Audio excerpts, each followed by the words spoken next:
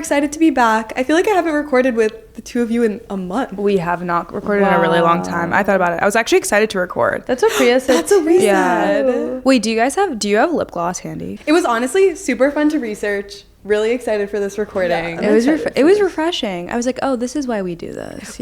Oh, wow. Sorry. When people ask what makes us different than TBPN. my lips got sunburned.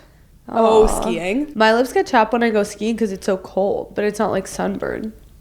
It wasn't even cold. I actually skied the entire day in just a hoodie. Yeah, that's the best. Wait, and then everyone was like, oh, you look so pro. And I was like, If I caught that was crazy. No, I think it's in the back. Wait, I can't wait to clip that. For me, I'm hiking an active volcano, and I thought that it was like super fun and chill. I was like, hey guys, I'm hiking. Oh, wait, you have to train a little.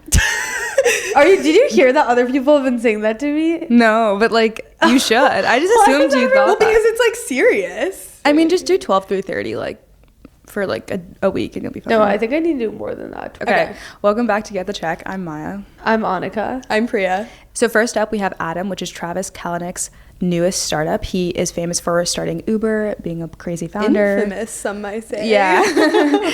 And we're going to go into his story and also this startup, or actually more established business, because he's pivoting his current business, city storage systems, to this company, Adams. And then we're going to be going into the dramatic fallout between Anthropic and the Department of War. There's still ongoing negotiations. There's a lawsuit even.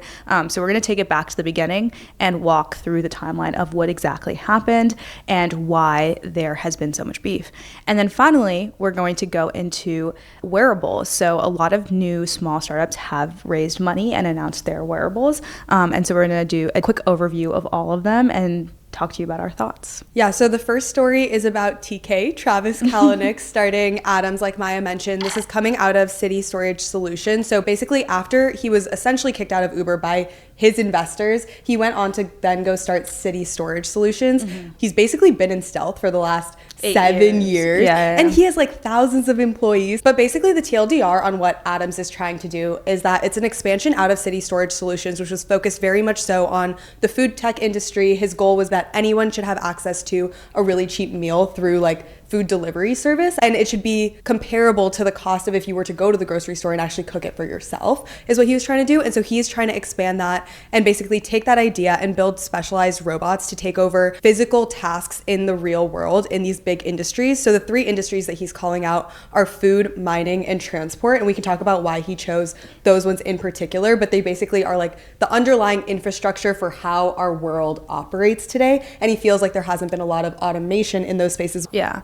And so City Storage Systems has been around for 8 years. Actually, he acquired the company, which I couldn't really understand the details of that, but a subsidiary of it is CloudKitchens. So yes. CloudKitchens, and we've talked about them before on the pod. Yeah. It's managed by City Storage Systems, and they're a bunch of ghost kitchens. So when you're ordering on DoorDash or Uber Eats and you're like, I've never seen this restaurant before, and it doesn't really exist on Google Maps, it's likely a cloud kitchen where the literal restaurant is just for making and preparing food and delivering it, and it doesn't have any seats.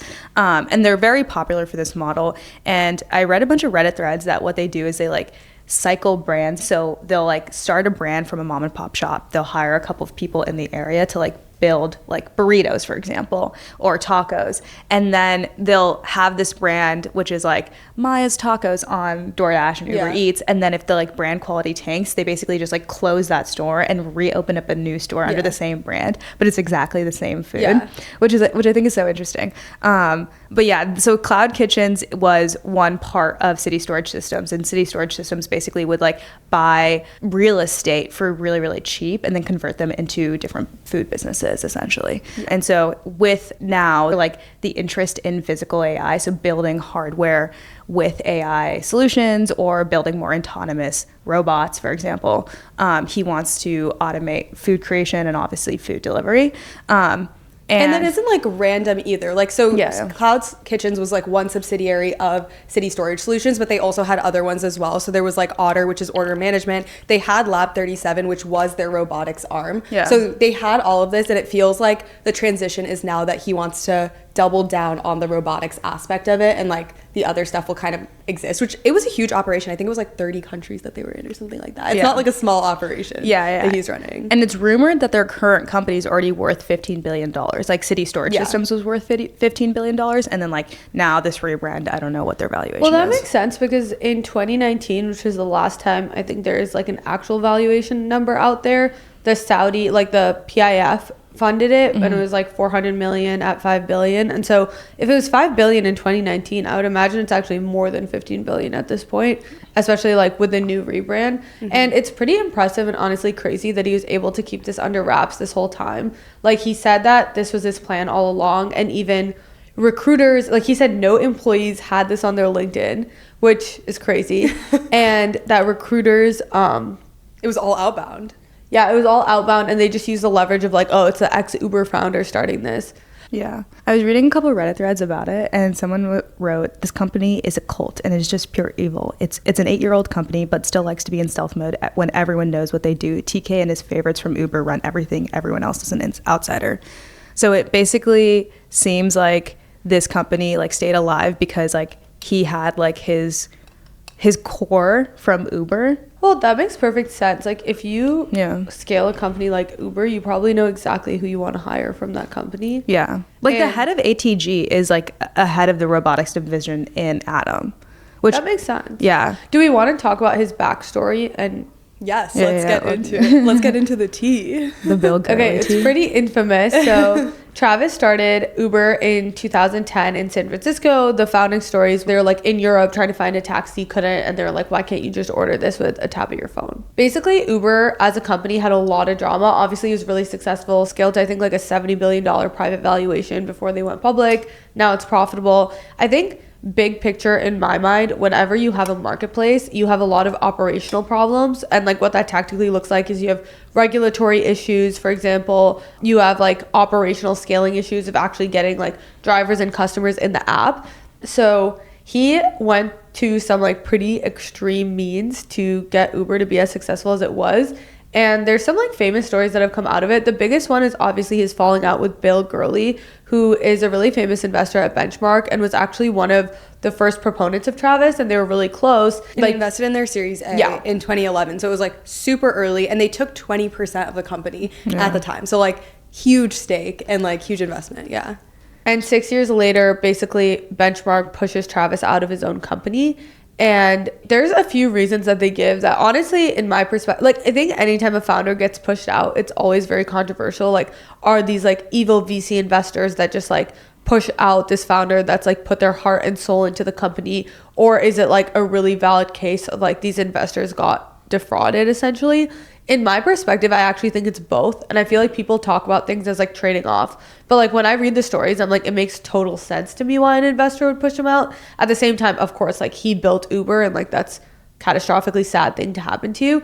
But some of the stories, like one of them was this thing called Greyball, where basically they created a insane software in 2017 that took like use your credit card info, location, and device and stuff to figure out if you were law enforcement or a regulator, and then basically like showed you a fake app if you were.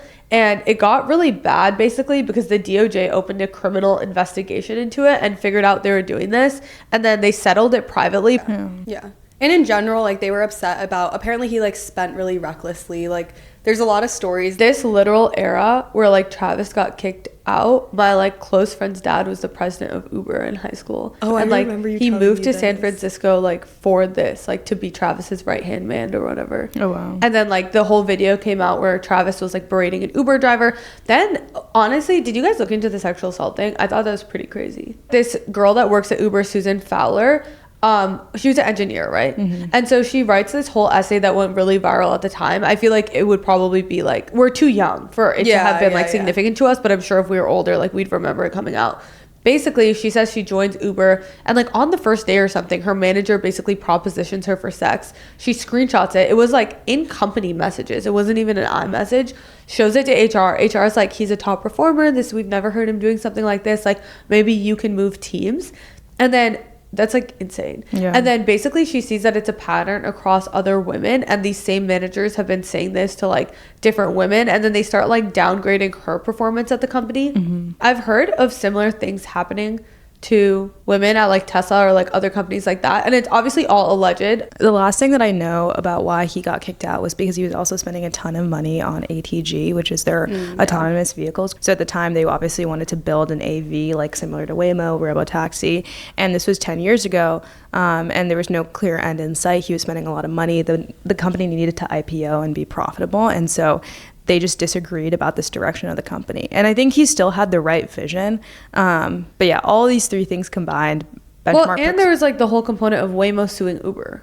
Yeah. Because basically Anthony Lewandowski, who was an engineer Uber hired, stole 14,000 confidential files from Google. And I think he fully went to jail. He did. Right? And then he was pardoned by Trump. Yeah.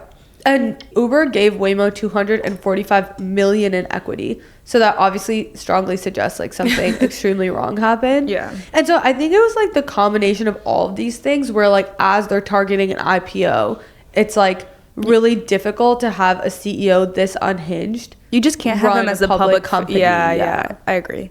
I don't think it was the wrong choice. But in his announcement of Adam, I thought it was like pretty insane because he basically says, quote, "It was only days after the death of my mother and the near death of my father in a boating accident when an investor," which is Bill Gurley, "decided to come out from the shadows and exploit this vulnerable moment to wrestle control of this idea away. I bled, but I did not perish. I got back up and I fought my way back into the arena, back to my calling, back to building." And that's like his opening statement of launching his new company. Yeah.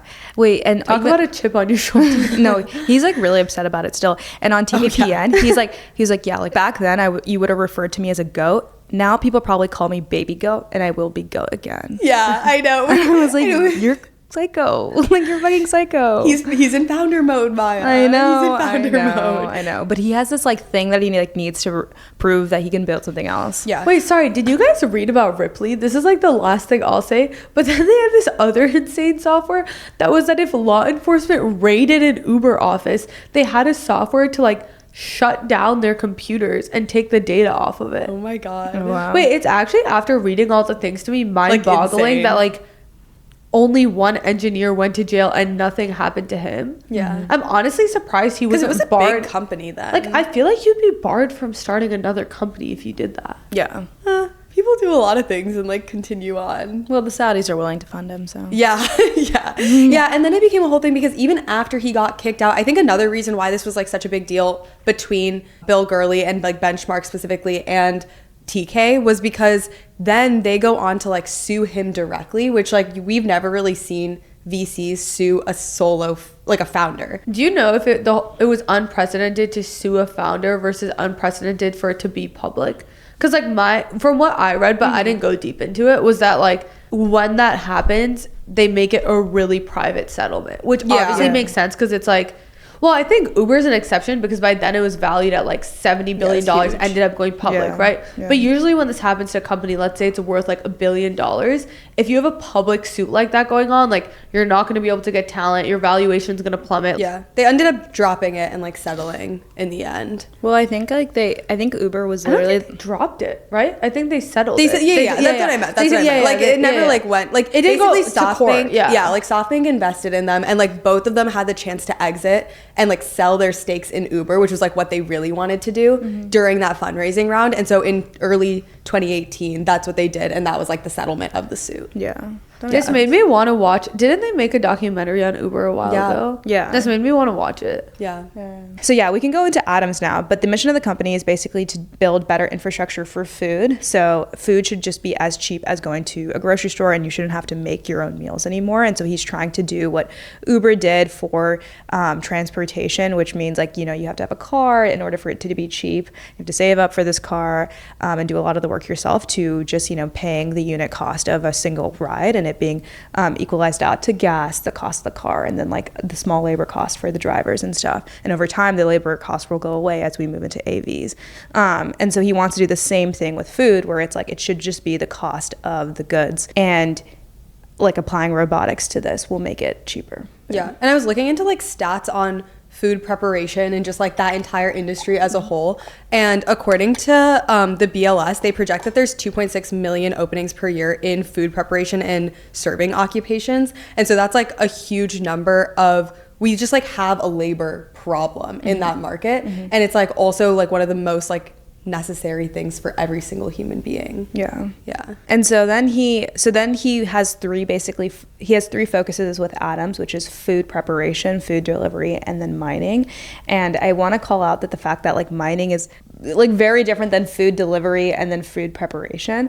But the way that he like explains this, at least in TBPN, is that the basis for everything that exists in this world is off of physical matter. And if we're going to build robots at an extremely fast rate and start to build things in general at an extremely fast rate outside of software development, but more into like hardware and robotic development, we will need more goods and we will need more materials, like physical materials. And so he believes that there's going to be a lot of investment into the mining layer, and so he wants to be a part of that as well. I also wonder if there's a talent component to it, because I thought the same thing where like I think the food and then food delivery totally makes sense. Like that's Uber Eats, right? Yeah. But then the mining thing, you're like, oh, that's out of left field. But basically then he says that Pronto, which I didn't look super deeply into, but it's basically this autonomous vehicle startup that is focused on industrial and mining sites, which was started by Anthony Lewandowski, which is the same guy that went to jail, right? Yeah. So it's like his friend started this company. He's already the biggest investor and they're like on their way to acquire it. Yeah. So I kind of like wonder if it weren't for that guy, if they would even be going into mining.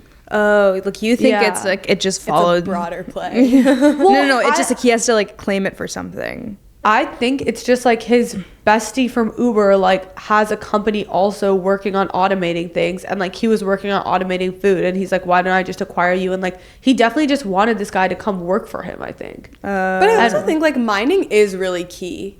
Like, I mean, of course, like a lot of things are key to a lot of things, right? Well, I think something that he talks about is that Tesla is really good at developing the entire stack. So like he's such a Tesla fanboy. Yeah, it's so funny. So like from the like from collecting the materials to the manufacturing to the actual delivery of the car to the software development lifecycle.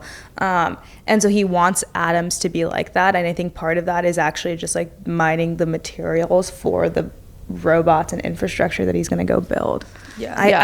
So it seems like he really believes in the vertical nature of his company. But yeah. And I also think it connects back to like the thesis of why it sounds like he started Adams, at least like in what he wrote. He basically said, he was talking about like the next golden age and the next like era of abundance that we're going to see. And he said that it connects back to growing, mining, manufacturing, and moving physical things to the point that it can become fully divorced from human labor. And I think when you think about like, when I think about human labor and some of the most dangerous jobs out there, I feel like mining is that. Like it's so much child labor, it's so much like unpaid labor, like there's so much exploitation that happens in mining. Software has unlocked the language and math layer and like those components of automation, but the physical world hasn't been as touched as the software layer has been. Yeah, I mean this goes hand in hand with like some of the startups that we see are getting funded now, which is like physical AI or like AI for physical spaces, like understanding the physical space, because we want humanoids and other robots to be able to move through Earth effectively. So, like, and then I think the other part of it is that like we don't have AI that can build like CAD models, for example. Yeah. Like why can like AI build really good applications in front end development, but not build like tools? I don't know. I feel like it should be able to. And so I think there needs to be investment there. Well, it's interesting. Like, I feel like everyone thinks the moat there is like data. Like, I feel like we're still in the data cycle of physical. Yeah. It was just what we were talking about before. But like, Priya and I were talking to someone the other day that was like, oh, it might start like a data labeling company in like physical AI. Yeah. And there are like other ones already too, like Micro One. The only other thing that I thought was interesting was he talked about having a wheelbase for robots and emphasized that he doesn't want a humanoid robot. Yeah. And it reminded me of, what's the name of the DoorDash robots they launched? Dot. Yeah. Like when I feel like it's a more out there vision of what Dot is basically. Yeah. Because he says the same, like his sounds better than the way they sold Dot, but it's the same thing. Like Dot is also just like a robot to deliver food on wheels, right? Yeah. Like there's no actual difference in anything. Yeah. And so I feel like that makes sense. And even when he talked about network effects, he was like, the nice thing about these ghost kitchens is you can have them closer to people because like you're purely optimizing on the basis of distance, right? Versus what do restaurants have to optimize for? It's like location, rent, all these different things, because he's just taking like the most distressed real estate, just optimizing for like location and lowest price. It's like basically what like PE real estate companies do. And then he was like, there's going to be a lot of network effects, because like once you have this really low cost delivery method of basically like a dot, but it's like atoms, then he was like, you can just have it delivered to like he said this in TVPN interview, I think, but like every floor in an apartment building, for example. Yeah. That makes sense. Okay. Well, that is Travis and his new company. Wait, I'm curious. Wait, didn't you say you don't think it'll do well? Oh, yeah. Oh, yeah, I don't. Wait, why? I just don't think he'll be able to hire the talent he needs to compete. Wait, really? But how has he been operating for 8 years? Wait, can't he just get all the, like, do what he did and get all the old Uber people? No. Like, I think, like, he's already built a successful business. I just don't think, like, it's going to be, like, the next, like, I don't know, SpaceX or Tesla. Like, it's going to require pretty complex, like, robot systems. Like, I guess when you say it's not going to be successful, do you mean, like, it won't get past a certain valuation? Like, you're saying, like, oh, you don't see it being, like, a $10 billion, $20 billion company? Or, like, you don't see it being, like, a generational company? Maybe the better way to put it is that if I, as an employee, had a pick at any startup and wanted to work at a company that was going to be the future of food delivery, food automation, I don't think I would pick his. Where would you go, like Uber? I don't know. I can't say that there is like a better competitor in this space, but I don't think that he would be able to hire like young talent. Wait, a lot of it. I think he Wait, will, I actually yeah. Really? Wait, the reason why I think he'll be able to hire young talent is because we're literally talking about like tech Twitter type of people, right? That are like in their 20s and like picking their next startup. Like they all consider him, or a lot of them I feel like consider him like their GOAT. Yeah, I think he gets idolized on tech Twitter a lot, but I don't think like the general engineer or hardware person would go and work for him. That's interesting. I think they would. Yeah. I don't know. Yeah, we'll see. I feel like I should tell my brother to go work for him.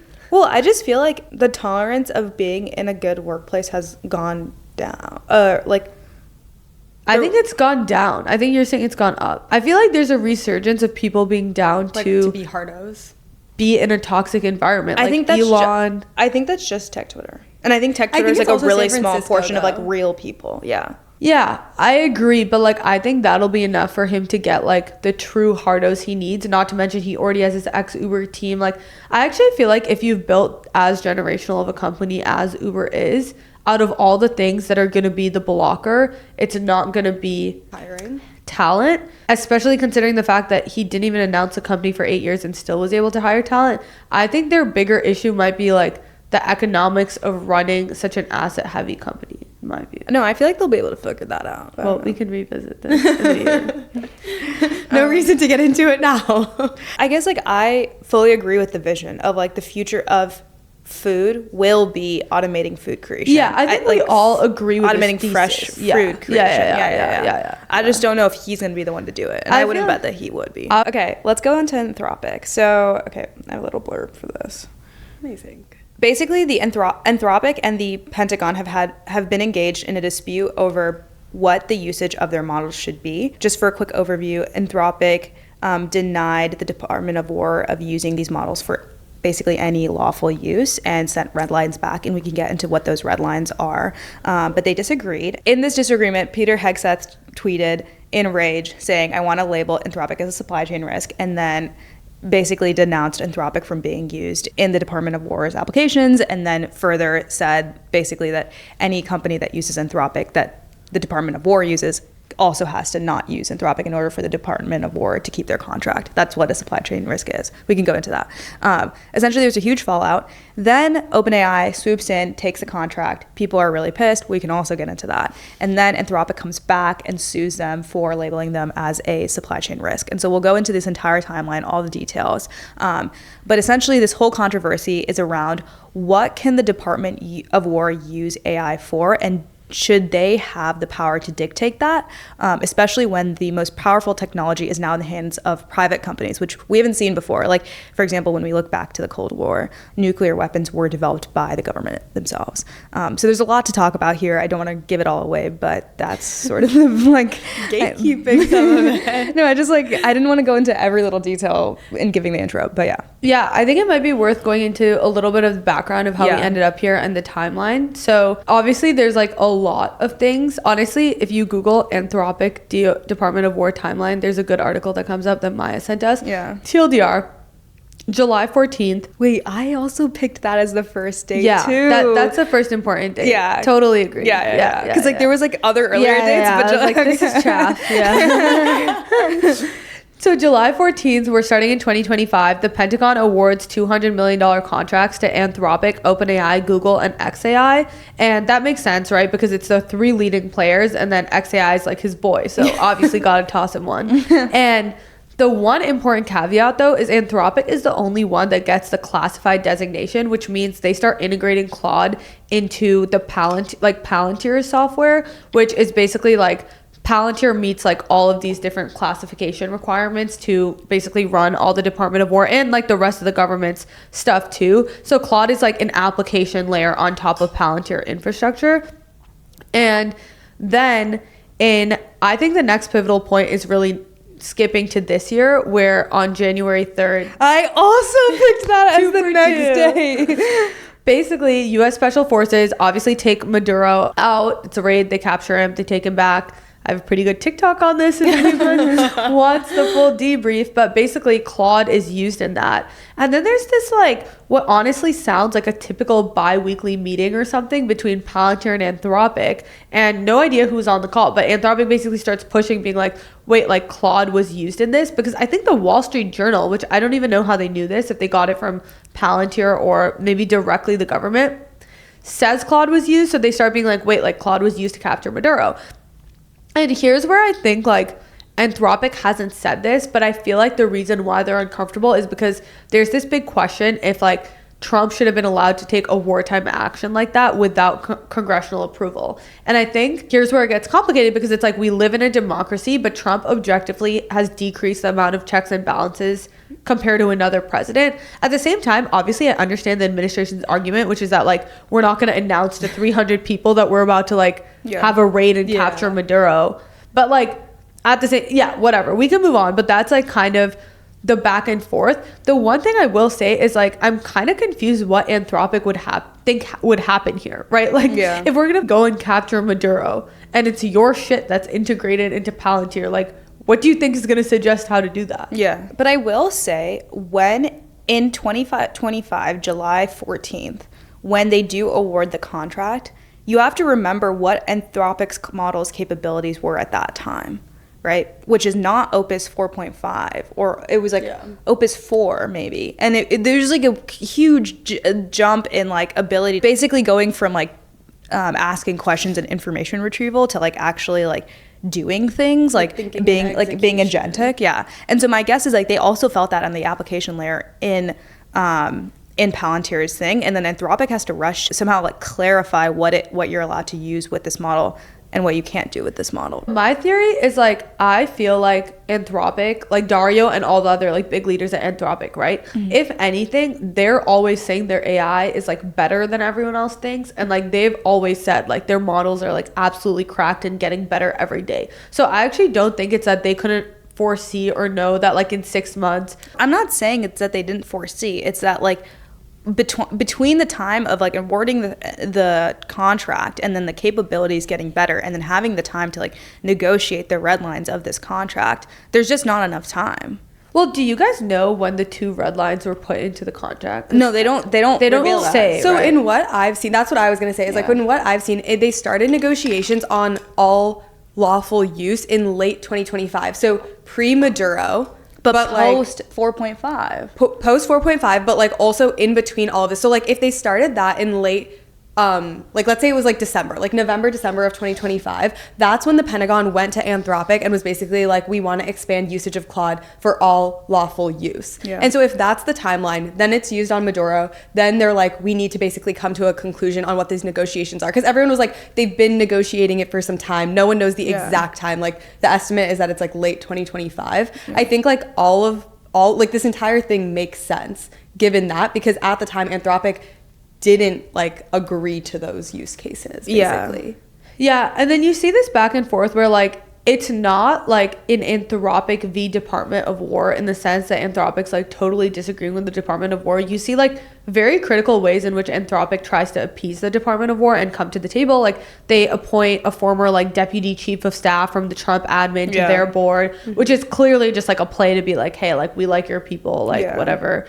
And then basically they start fighting on Valentine's Day, which I thought was really, I don't know if you guys noticed that, but it's literally like February 14th. Hegseth basically says he's close to cutting ties with Anthropic, and it's because Anthropic has these two red lines that we've alluded to, but explicitly what they are is no mass domestic surveillance and no autonomous weapons. And I think it's important to say why those are their two red lines. Yeah. They say that no mass domestic surveillance is a red line because the Fourth Amendment protects our privacy, but it's very hollow in certain ways. And one big way I will like say is like, for example, if your data is shared with third parties, or like even if you're on the street, like technically if someone's walking on the street, me or the government has the full right to know every single thing you say, like anytime you're out of your private sphere, right? Yeah. And even in a lot of situations, things you say on your private sphere, like on your phone, XYZ. And so Anthropic's argument is like, that has only worked because we haven't had the technological ability to parse through like 330 million people's conversations day to day. Yeah. And because we haven't had to have this hard conversation, but we feel like as like stewards of this technology, we can't let something that we think goes against the American Constitution in spirit, but that hasn't been outlined, get implemented. And like, we're against this and we don't want American citizens to be spied on. Well, the TLDR is that the data that the Department of War has is commercially available and can be purchased. And it is legal that they can have this data. But Anthropic is like, no, I don't want you to have this data because you've never been able to process this amount of data. Is it all commercially available? Yeah. Like the government is legally allowed to purchase this data. And the bottleneck... Like what data? Like any like street camera data, for example, right? But like we can't purchase that, right? Actually, I don't know. Actually, I'm not very sure on the balance of who and who can't purchase it. But specifically, all we care about is like, can the government get this data? Anthropic is like, just because this is all legal doesn't mean we agree with it, which is an interesting stance to take, because as a private company, you're saying, I don't agree with the law. The only nuance I want to add to that is like, what Anthropic is trying to say is like, this isn't codified because we haven't had the conversation around AI regulation yet, but the spirit of the Constitution actually does make this illegal. And what was that? Because like the Fourth Amendment basically says we have like the right to privacy. And I think there's this general sentiment, right? That like as American citizens, we value our privacy. And a big thing that differentiates us from China is that like the government is not allowed to be involved in our personal lives in many ways. That we are allowed to speak out against the government. They can't like systematically... I mean, like if you systematically tracked us, you would find like a bunch of things we've said about different political things. And like 10 years ago, unless like you already kind of had it in your mind that you were going to go after us, you wouldn't just like see us pop up. You get what I'm like? Like the model wouldn't proactively bring us up. But now like it probably would. Yeah. Something for us to think about. That's so funny. Anyways, so yeah, no mass domestic surveillance. And then the no autonomous weapons, like I think a lot of people thought this was like an ethical thing. Like no autonomous weapons means the cost of war goes down. It means who's responsible is unclear, and like it can clearly get unethical, blurry lines. Anthropic doesn't want this. But in reality, all Anthropic said was we don't feel comfortable with the level our models are at, and once our models are good enough, like feel free to nuke anyone without a person. Wait, that's what they said. Yeah, that's what they said. That's like like in the CBS interview, he was basically just like he only said that he doesn't feel like the models are capable enough. Yeah, and he didn't say anything ethically against it. And that's why, if you notice, like on 10 different occasions, Dario Abade has been like, us and the Department of War are not that far apart on the things we think. Yeah. And then Trump and Pete Hegseth are like, you guys are a woke AI corporation. Yeah. Well, they, in a rage, tweeted all of this. It's frustrating as a government to have a private company like who is in charge of very like powerful technology be like, no, you can't use us. Yeah, and push back on you. And so like the government has never been really threatened by a company like this in the past. But to Anthropic's side of the argument, they are trying to speak for the people. So yeah, they have boundaries. They're putting boundaries in place. They don't even all disagree that far. Like Google and like OpenAI and all of them were like on board with what Anthropic is saying as well. And I feel like what the debate ended up coming down to was like, who has the power to like govern it, basically, because right now it's like in the control of the Department of War, where they're like, we should use it for all lawful use. That doesn't mean we're going to use it for these things. Like they explicitly were like, we don't even plan to use, which like, I mean, it's somewhere in the middle. I'm sure that, I mean, they are working on the development of autonomous weapons, and I'm sure they will eventually use it, probably not right now, but like basically they were like, we have the ability to determine what that means, even though we don't actually want to use it for either of these things right now.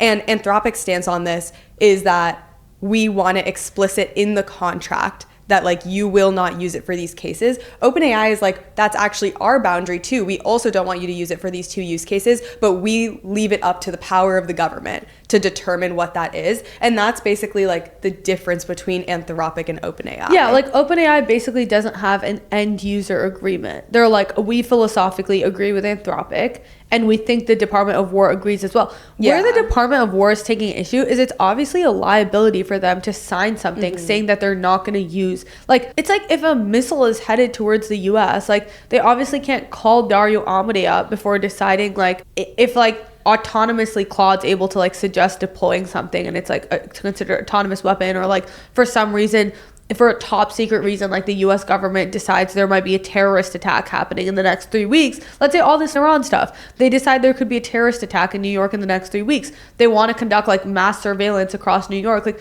they're not going to call up Anthropic and ask them for permission. But let's say the US government is like, we're going to give Starlink for free to like all of these low income neighborhoods, and the Republicans are like, we don't want our tax dollars going to that, and Elon's like, I'm gonna shut off Starlink, or like, you can't use Starlink to do that. They're gonna be like, okay, we're not gonna use you as a provider if you're gonna do that. And so I feel like the Department of War deciding not to use Anthropic makes complete sense, and I feel like everyone I've talked to agrees with that. But I think where people disagree is like, is what Anthropic did okay or not? And like, I firmly think that what they did was a good thing, because I think it creates a lot of pressure to like have standards around AI regulation, which we've grossly underestimated. Yeah. Well, Dwarkish's opinion on this, which I think is a lot like shared by many people, is that AI is progressing faster than ever, and there is a world, like the future of the world is that AI will be involved in most decisions and most software development, and it will be involved in surveillance to some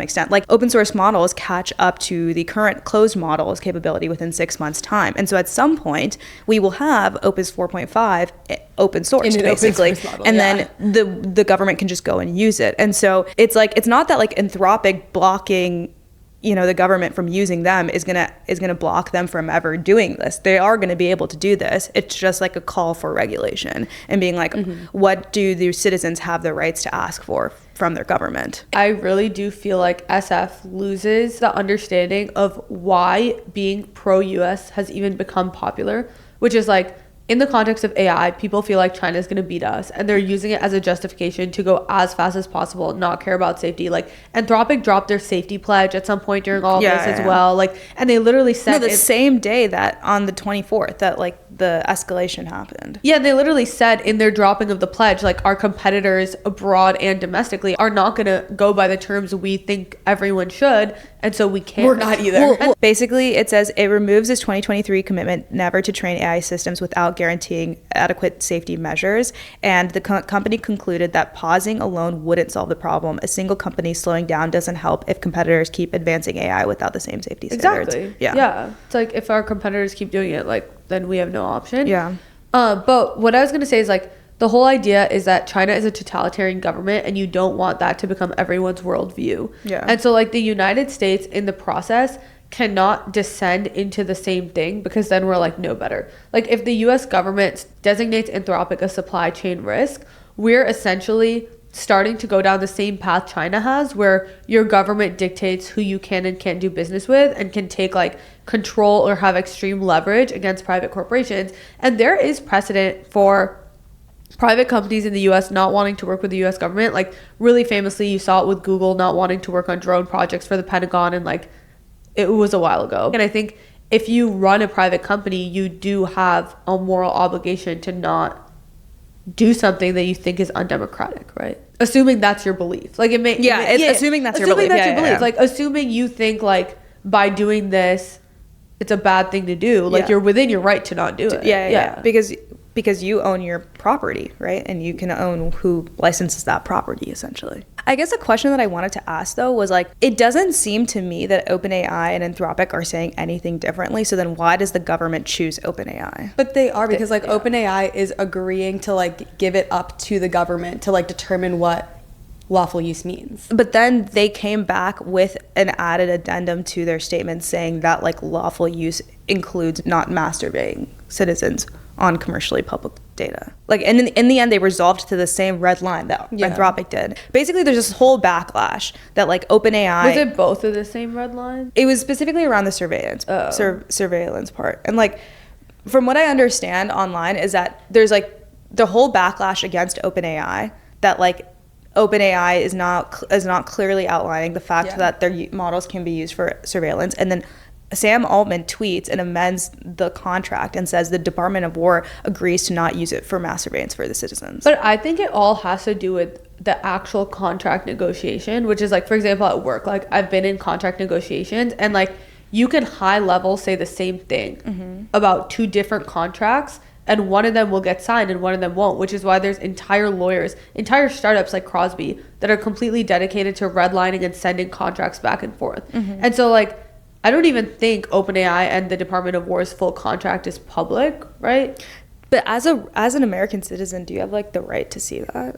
I'm not saying we have the right to see that. I'm just saying like, I think the reason why the Department of War chose OpenAI instead of Anthropic is because there's probably much more favorable terms in the contract that basically say like, and that we're not privy to that like, information. I think the contract probably says it's fine for the Department of War to use like GPT-4 or whatever they're going to use can be used autonomously, and it doesn't need, like, they probably don't have that red line in it. It comes down to the fact that the full contract language is not publicly available to the It's not publicly available. I don't think it should be. Like, I don't think, like, it never has been with, like, government contracts in the past. Like, when you think about, like, Boeing and, like, Lockheed Martin and, like, all the government contractors at that point, like, I feel like there was a point at which the government very much controlled their contractors in that era of, like, Lockheed Martin, Boeing. Like, they basically told them what to build and then they, like, would build it. So you're, like, essentially under, like, whatever the government is doing. Then you have, like, Palantir and I would say, like, Anduril, which I would put together as, like, more they started building what they wanted to build, especially Anduril. Like, I feel like they took the approach of, like, we're going to build what we want to build and sell it back to the government versus, like, the government telling them what to do. And I feel like this is just, like, the next extension of it. And, like, in terms of AI labs, but, like, we've never been privy to, like, what their contracts have been before. And I don't know if it's different. But I don't think that's what either of us are saying. Yeah. Like, we completely agree with that. I think what Maya's saying is, like, if they came to the same conclusion, why pick OpenAI over Anthropic? Like, even right, like, even if we can't see it. And, like, in my view, I think it's, like, behind closed doors. Obviously, we're not privy to 100% of it. Yeah. Dario Amodei is like, why was Claude used in Maduro? I'm sure he's now asking questions about Iran because, like, that came out too.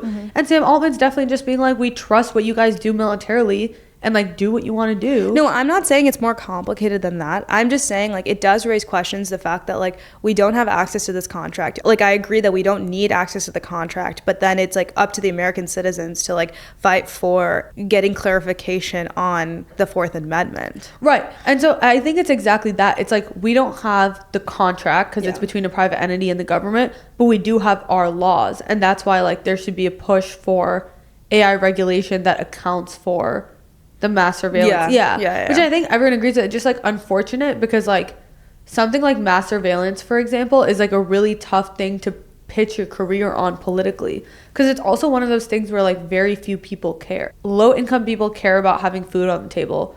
Rich people care about not paying taxes. Then there's, like, a group of rich people that, like, care about the poor people getting their food. Big picture, right? And then there's, like, all these other issues like mass surveillance and stuff, which are actually really big deals, but I think it's hard to like stand up in front of a crowd of people and like pitch that as what you're going to change in Congress. Yeah. It's like one of those things where until your privacy is violated, you don't care. Yeah. And by then it's way too late. Yeah. That's true. I agree. And even like Edward Snowden was so controversial and like people called him a traitor to the United States. But like if he hadn't said what he said, we wouldn't even know how much of our privacy has been violated for the last like Already. Yeah. So Pete Hegseth said that they were going to name them a supply chain risk, and then on February 27th, Trump actually ordered that they were a supply chain risk, and on March 5th it went into effect immediately, which means that government contractors can't use Anthropic's technology, like Maya was saying, in like any Pentagon work. So they can still, I guess, use it in like other spaces, but he basically was like, we want to phase this out like over the next 6 months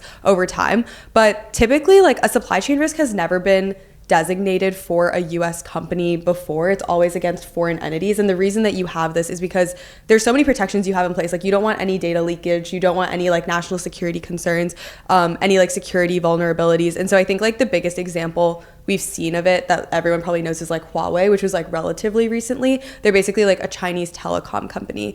And the US government was like, in some way, like they can use their infrastructure to like get information, and they're really easily influenced by the Chinese, and there could be like Chinese espionage basically. And so they designated Huawei a supply chain risk, and that essentially got them out of the competition for like US telecom, like being any like player in the US telecom market. Do we have that same designation on like Chinese EVs? Do you guys know, or is that a separate thing? I don't know if it's national, like I don't know if it's that, but we definitely don't allow imports of them. So like I don't know what. Usually just like us controlling our domestic market, and the reason and the type. It's just to protect our domestic market. And that's it makes really what sense it is too, because it's like with Huawei, like even with TikTok, like we saw like clear ways that they were getting access to like national security data. Yeah. So yeah, but the types of companies that currently work with Anthropic that this affects are like Nvidia, Palantir, Boeing, and so they're pretty critical to Anthropic's commercial business.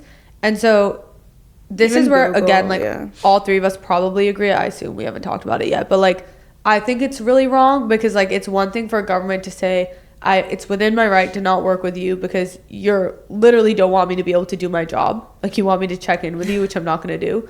But it's like not within their right to be like, and then we're going to take unprecedented steps to just completely shit on your commercial business. Like, and they like the reason they point to it as a supply chain risk is like not even the normal things of like data leakage or like security concerns. It's like because of what you're saying of like they're basically like, if Anthropic can refuse like the use of Claude in these scenarios, like that's the reason they're designating it a national security or supply chain risk. The stuff I was reading online was saying that even like Fortune 100 CEOs that have like any, and I don't know if this is just out of precaution, but have like any government contract are basically just like deciding not to use Anthropic because they don't want to deal with it. Yeah, I didn't know that. It was like a tweet by someone though, so yeah. No, I mean, it's possible. Like, I feel like the fallout just like generally is the reason why they have a lawsuit against them, because they're like losing so much business, which they said publicly in their like lawsuit. It'll be interesting to see how the lawsuit plays out. I feel like Anthropic will win. Like basically Anthropic then told the court. So Anthropic then filed like 2 cases against, and they were basically like, the first one was against the Defense Department, like calling them a supply chain risk, and the second one was the order of agencies to stop using Claude more broadly. And on the designation one, they said that it's costing them hundreds of millions to billions of dollars in revenue, and that over 100 enterprise clients have raised concerns. So I don't know like who that is, or if people have actually stopped using them, because we also saw Microsoft basically like start using Anthropic in this time period, which like they've long had a history with OpenAI. They literally invested in OpenAI. And so Microsoft came out with a product literally using Claude as like the underlying model as well. I think the point that I was going to say is that there's a world where I see it makes sense that the U.S. determines a U.S. company is a supply chain risk, specifically an AI company. And that's when an AI company gets like too powerful and is not aligned with the rights of U.S. citizens. Like maybe making a super intelligent AI that does a ton of shit for you and then puts American people out of jobs. And then the government just suddenly decides that they want to protect American jobs and they don't want Anthropic's model to exist. This is a very hypothetical situation, right? Where like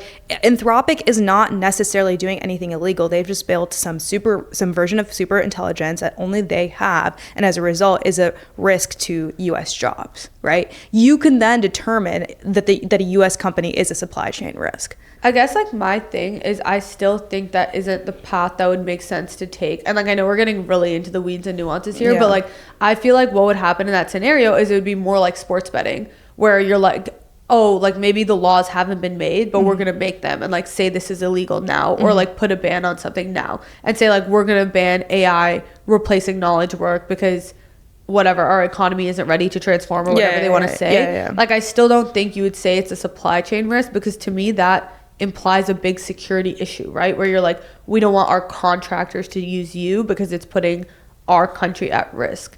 It just seems like an illogical thing to use. I think it would be more of like generalized new regulation created that maybe targets Anthropic because they're the only one that have reached that level, but it would be unilaterally applied, even if people agree or disagree, to all US AI companies.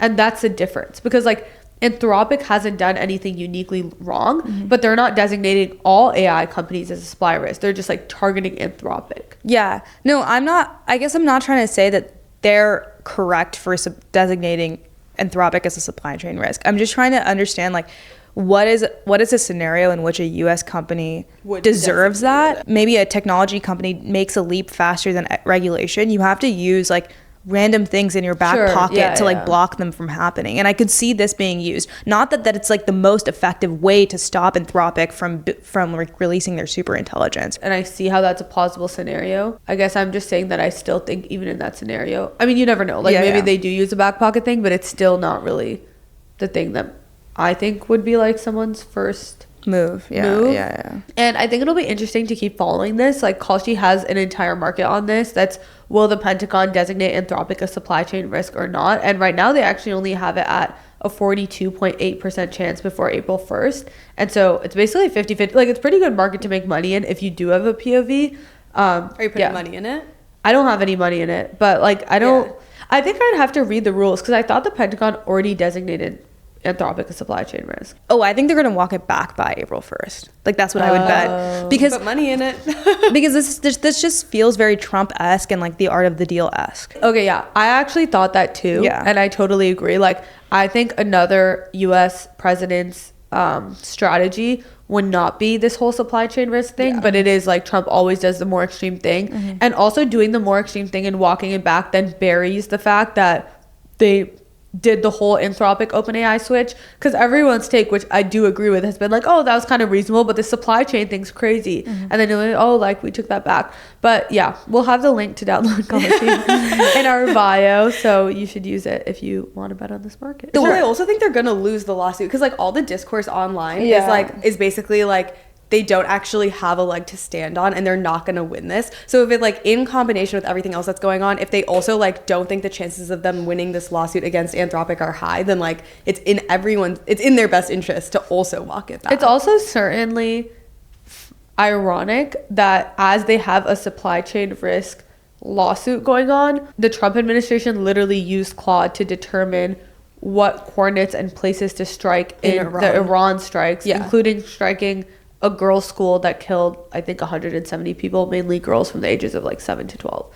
And so there's like a lot to unpack there. But one thing that's interesting is, if there's such a supply chain risk, why are you using them in the number one operation that the government has conducted? Yeah. The other hole is that apparently in an internal Pentagon memo, part of the memo is that like for things that are mission critical, Anthropic tools can still be used if there's no other substitute, which like substitute in this case isn't even just like if there's another model that can be used. It's like that also has the same capabilities as this model. So like they've clearly left room in their documents to still use Anthropic models if it's deemed like mission critical. So I think there's like so many holes in their argument. I have like a larger theory. I don't know if this is like so out of left field, but like I think Trump needs to show that he's doing something to regulate AI. And the thing that they are actually disagreeing about is the fact that regulation hasn't caught up with AI. So it's like he needs to show that the government has control over AI and the use of AI to some extent.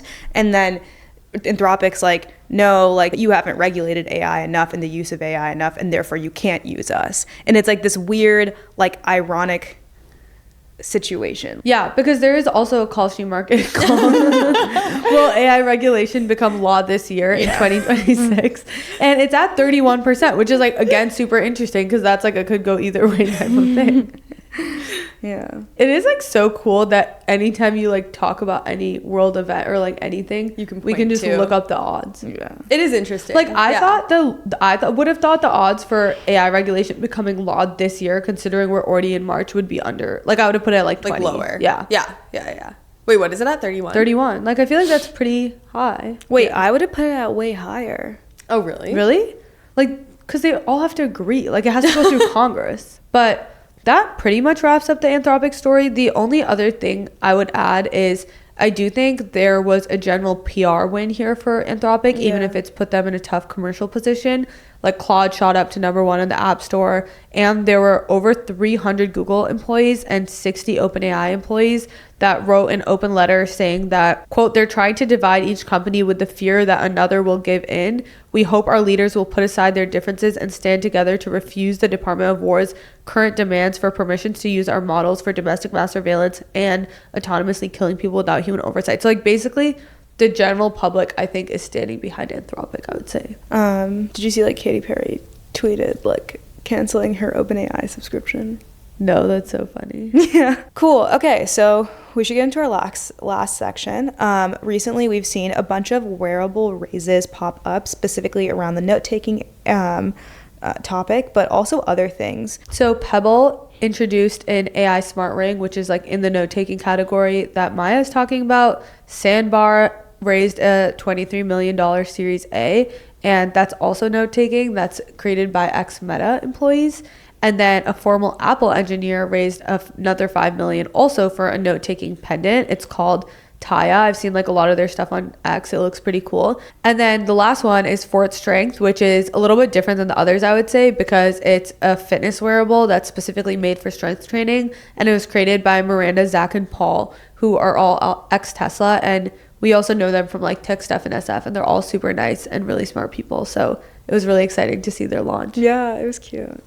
Okay, so we can go into Pebble. So Pebble is basically a $75 ring that's meant to be like, it's not supposed to be always on listening, but you actually have to like press a button to record and then to record your voice and notes. So it's like essentially pressing like the dictation button on your notes app, except it's just like a ring on your finger. And the idea is that it never really has to be charged. It can like last up to 2 years because you're not really using it that often. It's just for like quick notes.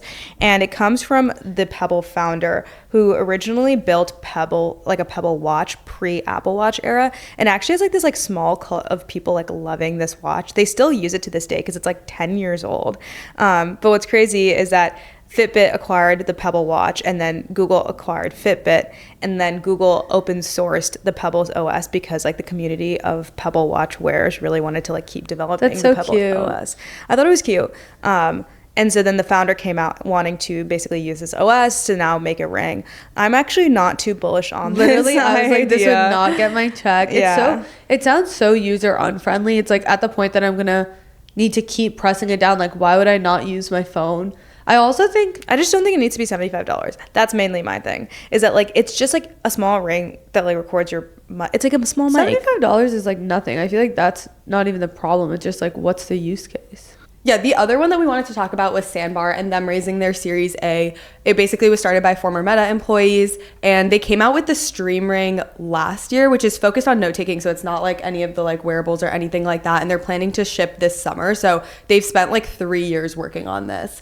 And I think the interesting thing that I think about them is like they are separating it into the hardware component and the software component, where they're planning to have the software, which is like the physical ring that you can actually like take notes with, but then they also have a software component that they're exploring making it like interchange or like supporting other things on the platform as well, which I think that is like a really interesting business model and like could be what actually works in this space. Yeah.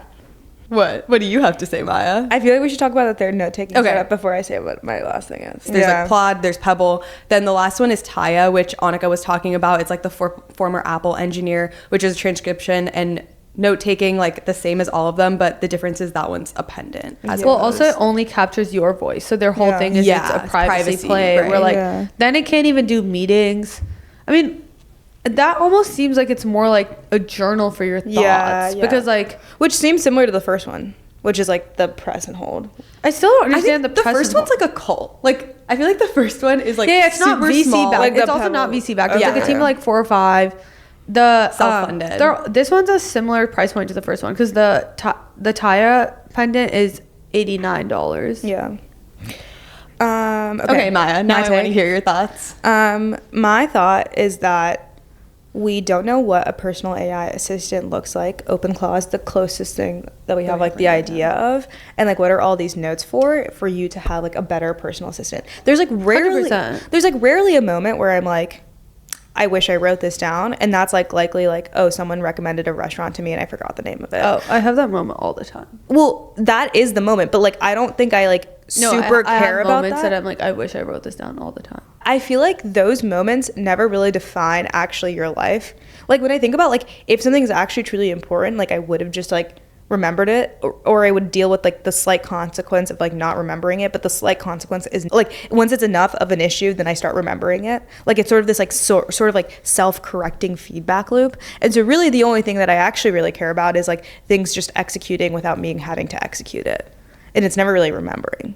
Like I agree with the second half. I get what you're saying. Yeah. I think for me, the first half, I actually do feel like there's a lot of things I want to remember, but I think like that feeling primarily started to come to me after starting the podcast because I think like work I can handle. Yeah. But then when it's like work, personal, and podcast, and our podcast leads to like so many social interactions, like it's really hard for me to keep track of it all and all my thoughts. But I feel like I downloaded Whisper Flow last week. I'm obsessed, guys. Yeah, Whisper is it solves the whole problem. And like none of these companies address the fact that like they're like, oh, everyone needs something they always have all the time. Everyone has their phone all the time. Like I don't need a second device. Yeah. Also, like, if the Aura Ring just had a mic, like, great. Well, it's also like the purpose of a wearable that tracks your health makes sense because it's like it literally needs your heart rate and stuff, which your phone don't have. Yeah. But for note taking, it doesn't make sense. Like, what's the reason that my phone can't take equally good notes? Yeah. Yeah. And if anything, it's better because obviously your phone has the screen interface where like you can see what it said and stuff. Yeah. I do think Sandbar's like software play as a layer of just like aggregating all the information could be interesting. Like I don't know if we figured out like what it needs to be today, but right now everyone uses so many different note-taking things, even at like work. Like there's not like a single way that everyone is like aggregating this information, and I do think there's like something there. But again, I wouldn't then bet on the Sandbar team to solve that problem because they have both the wearable and the software problem. Like they're not like focused right. Like on. I just think that the wearable problem is like sort of obsolete until you solve the software problem. Yeah. But yeah. I don't think my take is that interesting. I think it's just like I just wouldn't invest in any sort of note-taking wearable at this point in time. Yeah. I just don't see the value of it. Yeah, there's basically like two types of wearables, note-taking or fitness, and like fitness has exploded. Yeah. And note-taking, it's just like you have a bunch of these players that have raised a seed or an A is basically where we're at right now. Yeah. And then I honestly think like whatever Johnny Ive builds can also just like crush all of them. This is a good transition to Fort because that is a strength wearable. Speaking of that, and strength is actually an area where, to Priya's point, not only has demand for health and wearables exploded, but demand for strength specifically has exploded, with reports that it's the 4th year in the row where strength training has increased more than 20%, and 20% year over year growth is crazy. I feel like we've seen Fort kind of get developed from like early stages. Like I remember seeing a prototype like a really long time ago. It looks sick now. It's so sleek. Yeah, it looks really sick, and I feel like so many people have been ordering it on X. Like my whole feed is just people ordering it. Yeah, I think it's really smart. I think like they captured a clear gap in the market and a clear need in the market and sort of positioned the two together, and they're not overcomplicating it. They're not trying to solve all your problems. They're just trying to give you insight into a gap that you have. And it's sort of this like niche product, but I do see how it's going to be the wedge that helps them win. But yeah, totally. And like once you target a wedge, you can always expand if that's what you want to do. And they have emphasized it is for everyone. You don't need to be a pro weightlifter. Yeah. And some of the things they've said they're going to track is a lot of the auto tracking of weightlifting sessions is glitchy or not great on other fitness apps. This is like secondary source reporting I'm doing because I don't lift weights, but it makes sense because it's like your heart rate doesn't go up necessarily as much as quickly. Like it's not as obvious as when you start a run. Like that makes sense to me. Yeah. And you can manually start it, but like that's kind of annoying. And so basically they're going to auto track those types of things. And then it's a lot of the typical metrics people care about, which is like time under tension, proximity to failure, obviously like your VO2 max, your sleeping, all of those types of things. yeah. Yeah. And like the technology they're doing is also like unique. Like it's not just that they've done like the velocity tracking aspect of it. Like I was reading the Wired article that came out with like the launch of Fort, and basically like velocity tracking is really difficult to do. Like when you lift weights, obviously like you're supposed to like do it fast on the like when you're pulling it up and then like slow on the decline, right? Like there's all of these things that you're supposed to do when you're lifting weights, and a lot of the ways people do it right now is like by their camera. Like you set up your camera and like the camera does the best to like figure out how fast you're pulling something, how like all of that velocity tracking. And basically they're using the wrist as a proxy for this. And like that was something where people were basically like, we don't know if this is going to work. They're obviously doing a lot of testing on if it'll work. And they're even like outsourcing it to like third party studies to like verify that like what they're doing, which I feel like as with any like health wearable or like medical device you have to do. But yeah, like they have like new technology that I think is really cool too. Yeah. The only concern I have with them would be, is it too niche? Yeah, it's hard to say. It's hard to say. Like, it's hard to say. Well, I also think, I don't know what the ultimate goal is, but like the level of niche also depends on your goal. Like if you want to make a $20 billion company, then they probably have some product vision of expanding eventually. If you want to get acquired by like a Whoop or something, then you probably have a different vision. Yeah. Where like you get acqui-hired eventually and can help build out this arm at a bigger player that's more generalized. And so I actually don't know what their vision is, but I feel like there's multiple ways they could take it. And it's also interesting because I think were you to have something specifically for strength training, it actually could encourage you to work out more and like send you reminders to work out or like graph. Yeah. Well, I think like being able to see the progress in anything that you're doing is encouraging. Like it's the same as with the Aura ring. Yeah. Like at least for me, I feel like it encourages me of like, oh wow, you literally have not moved in like so long. You need to like go do something, or you need to sleep more, or like whatever it is. Yeah. The Aura ring definitely makes me a more healthier person. Yeah. My sleep debt is at 0 right now, in case anyone was wondering. My sleep debt is so high, guys. Really? It's at like 8 hours. Oh my god, that's really high. I think the highest mine ever was 10, and I was so down bad. No, I'm really down bad right now. Well, on that note, bye. This has been fun. Bye. Bye. Bye.